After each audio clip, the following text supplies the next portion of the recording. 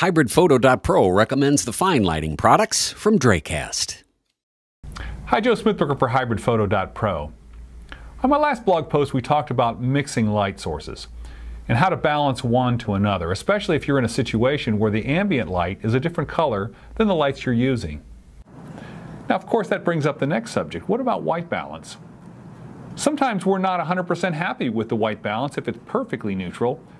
Especially here in a cold climate like Ohio in the wintertime, a lot of times we want to warm up our subjects just a little bit. So I wanted to talk a little bit about adjusting white balance after we have it set to a custom white balance. Now on cameras like the GH3, and I know the Canons and the Sony cameras will do the same thing as well, there is an adjust function in the custom white balance settings. Now with this, we can set our custom white balance so that our lights are neutral, and then we can offset that neutral setting by as many degrees Kelvin as we choose to. On the Lumix cameras, it's the adjust setting just underneath the set white balance on the custom menu. Now, typically we're going to use A2 or A3. That's 200 degrees K warmer than neutral or 300 degrees K neutral. Now because we can adjust that white balance, we're not stuck with a strict neutral rendering.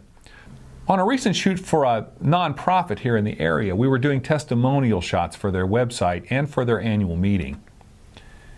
And again, we used the same technique.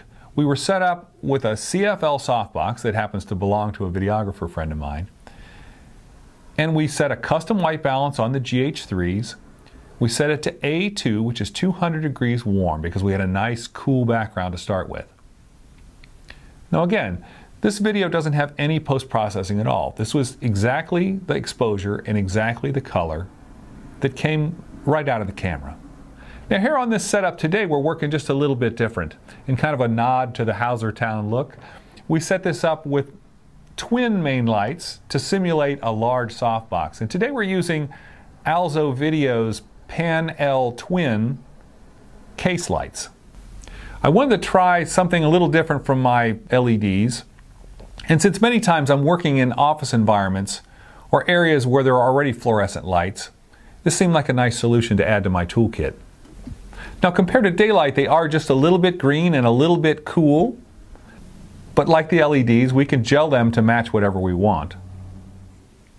Well, time will tell how well these lights work for me in the field. I'll make sure I let you know. Thanks for watching. HybridPhoto.pro recommends the fine lighting products from Dracast.